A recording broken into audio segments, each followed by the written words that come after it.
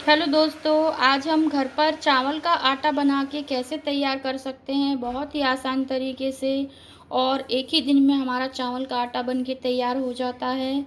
तो इसके लिए हमने ये चावल लिए हैं एक बाउल भरकर।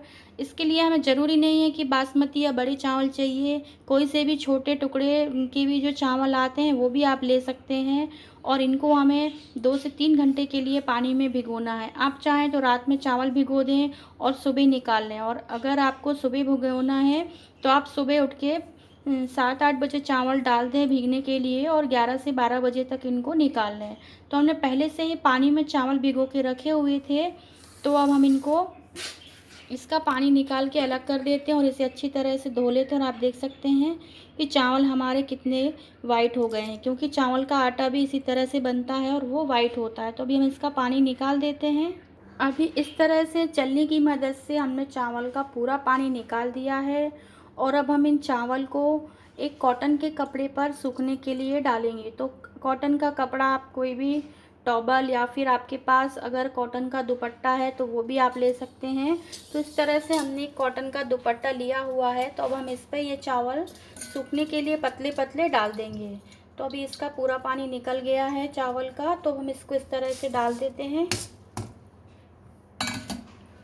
और इसको एकदम पतला पतला हमें फैलाना है। और इसे हमें पंखे की हवा के नीचे 2 से 3 घंटे तक सूखने देना है।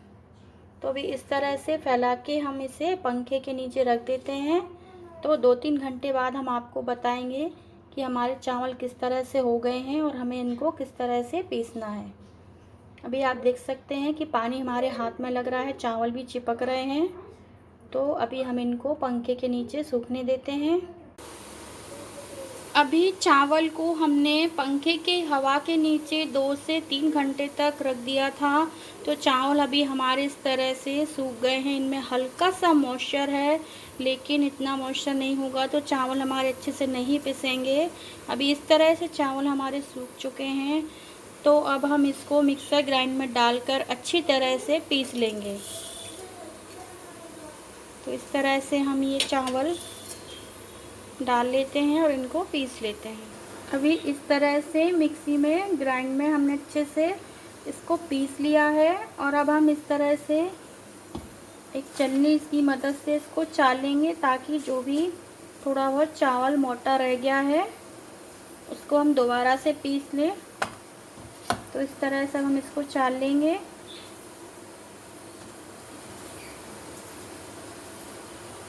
अभी इस तरह से हमने चाल लिया है। तो हमारे चावल ज़्यादा नहीं रह गए हैं, 1-2 चावल ही जो हैं इसमें जो नहीं पिसे हैं। तो इनको हम अलग कर देते हैं, चिड़ियों को डाल देते हैं।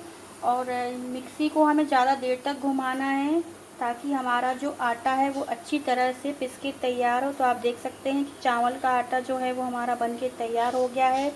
चावल का आटा आप पकौड़ी बनाएं उसमें डालें, या फिर चावल का आटा से आप खींचले पापड़ भी बनाना चाहें तो उसमें भी चावल के आटे का यूज़ होता है। तो इस तरह से अगर आप घर पे ही चावल का आटा बना के तैयार कर लेंगे तो आपको बाहर जाने की ज़रूरत नहीं पड़ेगी। और चावल के आटे में जल्दी से कीड़े लग जाते हैं, तो इसको ज़्यादा समय तक भी हम नहीं रख सकते हैं। तो इस तरह से आप घर पे ही थोड़ा आटा जितनी ज़रूरत है उस तरह से आप बना के रख लें, एक डब्बे में बंद करके। तो अब अगर आपको मेरे ये चावल के आटे की रेसिपी पसंद आए तो आप मेरे चैनल को लाइक करें, सब्सक्राइब करें और अपने कमेंट हमारे कमेंट बॉक्स में लिखें। धन्यवाद।